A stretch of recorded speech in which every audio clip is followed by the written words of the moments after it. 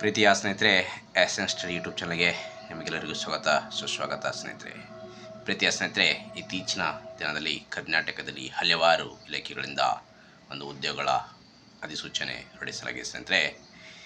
ಇವತ್ತು ವಿಶೇಷ ಏನಪ್ಪ ಅಂದರೆ, ಇವತ್ತು ಪ್ರಚಲಿತ ಘಟನೆ ಕುರಿತು ಒಂದು ವಿಶೇಷವಾದ ಒಂದು ಮಾಹಿತಿ ನಿಮ್ಮೊಂದಿಗೆ ಹಂಚಿಕೊಳ್ತೀನಿ ಸ್ನೇಹಿತರೆ. ಇಲ್ಲಿ ನೋಡಬಹುದು ಸ್ನೇಹಿತರೆ, ಭಾರತ ದೇಶದಲ್ಲಿ ಅಂದರೆ 2020ರಲ್ಲಿ ಬ್ರಿಕ್ಸ್ ಆರ್ಥಿಕತೆ ಅಂದರೆ ಬ್ರಿಕ್ಸ್ ಶೃಂಗಸಭೆ ಎಲ್ಲಿ ನಡೆದಿದೆ ಅಂದರೆ ಭಾರತದಲ್ಲಿ ನಡೆಯಲಿದೆ ಸ್ನೇಹಿತರೆ. ಅದಕ್ಕಾಗಿ ಇವತ್ತು ಬ್ರಿಕ್ಸ್ ಆರ್ಥಿಕತೆಗೆ ಸೀಮಿತವಲ್ಲ ಜೋಶಿ ಎಂದಿದೆ ಸ್ನೇಹಿತರೆ. ನೋಡಿ, ಇಲ್ಲಿ ನಿಮಗೆ ಎಕ್ಸಾಮ್ ದೃಷ್ಟಿಯಿಂದ ಏನೆಲ್ಲ ಕ್ವಶನ್ ಕೇಳ್ತಾರಪ್ಪ ಅಂದರೆ, ವಿಶ್ವದ ಜನಸಂಖ್ಯೆಯಲ್ಲಿ ಎಷ್ಟು ಪರ್ಸೆಂಟೇಜಷ್ಟು ಬ್ರಿಕ್ಸ್ ಹೊಂದಿದೆ ಅಂದರೆ 49.5% ಸ್ನೇಹಿತರೆ. ಅದೇ ರೀತಿ ಬ್ರಿಕ್ಸ್ ಜಾಗತಿಕವಾಗಿ GDP ಪರ್ಸೆಂಟೇಜ್ ಎಷ್ಟಂತ ನಿಮ್ಮ ನೇರ ಅವಕಾಶ ಸ್ನೇಹಿತರೆ 40% ಜಾಗತಿಕ ಅಂತ ಹೇಳ್ಬೋದು ಸ್ನೇಹಿತರೆ. ಅದೇ ರೀತಿ ಜಾಗತಿಕ ವ್ಯಾಪಾರದ ಸರಿಸುಮಾರು 26% ಪಾಲನ್ನು ಬ್ರಿಕ್ಸ್ ಪ್ರತಿನಿಧಿಸುತ್ತದೆ ಸ್ನೇಹಿತರೆ. ಇಲ್ಲಿ ಈ ಬ್ರಿಕ್ಸ್ ಒಂದು ಯಾವ ರೀತಿ ಅಂದರೆ, ಬೆಂಗಳೂರಲ್ಲಿ ನಡೆದ ಬ್ರಿಕ್ಸ್ 11ನೇ ಸದಸ್ಯ ದೇಶಗಳ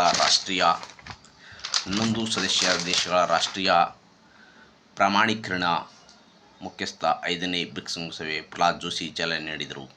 ಭಾಳ ಇಂಪಾರ್ಟೆಂಟ್ ಆಗಿರುತ್ತೆ. ಬ್ರಿಕ್ಸ್ ಆರ್ಥಿಕ ಶೃಂಗಸಭೆ ಎಲ್ಲಿ ನಡೀತಪ್ಪ ಅಂದರೆ ಬೆಂಗಳೂರು ನಡೆದಿದೆ. ಇದು ಚಾಲನೆ ಕೊಟ್ಟವರು ಪ್ರಹ್ಲಾದ್ ಜೋಶಿ ಅವರು. ಬ್ರಿಕ್ಸ್ ಸಮಾನ ಮನಸ್ಕ ರಾಷ್ಟ್ರಗಳ ಬಲವಾದ ಒಕ್ಕೂಟವಾಗಿದೆ.